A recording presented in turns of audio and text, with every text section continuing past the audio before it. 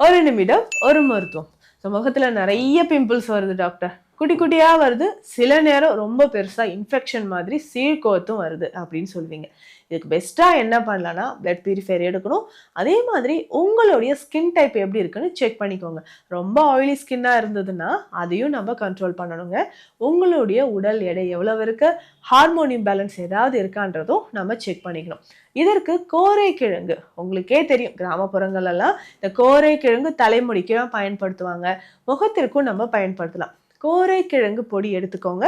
இதனோட கஸ்தூரி மஞ்சள் பொடி ரெண்டுமே சேர்த்து கொஞ்சமா தயிர் மற்றும் ரோஸ் வாட்டர் பன்னீர் சேர்த்து ஃபேஸில் அப்ளை பண்ணிக்கிட்டே வரணும். ஸோ டெய்லி ரெகுலராக இந்த ஃபேஸ் பேக் யூஸ் பண்ணிக்கிட்டே வாங்க.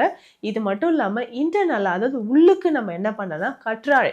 ஸோ இந்த கற்றாழையை சாறாக தினம்தோறும் நம்ம குடிக்கும்பொழுது, ஸோ கற்றாழையை நல்லா ஒரு 7 முறை வாஷ் பண்ணிவிட்டு இந்த கற்றாழை ஜூஸோட கொஞ்சம் ஒரு கைப்பிடி அளவு புதினா இலைகளை சேர்த்து இந்த ஜூஸ் குடிச்சிக்கிட்டே வரணும்.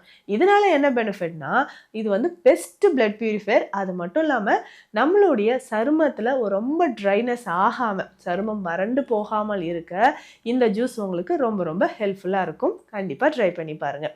இந்த மாதிரி பயனுள்ள மருத்துவ தகவல்களுக்கு நம்ம பேஜை ஃபாலோ பண்ணுங்கள். நன்றி.